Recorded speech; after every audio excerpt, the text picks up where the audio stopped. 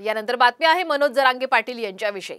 मनोज जरांगे यांनी तुकोबारायांच्या पालखीचं दर्शन घेतलंय। रात्री 1 वाजता पिराची कुरोलीमध्ये जरांगेंनी हे दर्शन घेतलं।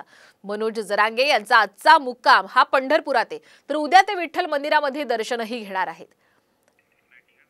मनोज जरांगे पाटील हे पंढरपूरमध्ये आज असतील आणि उद्या विठ्ठल मंदिरामध्ये ते दर्शनही घेणार आहेत।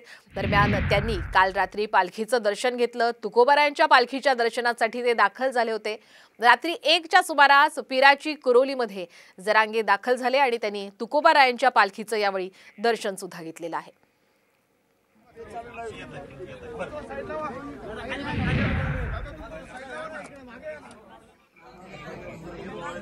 भैया यार आम्ही काय हे करे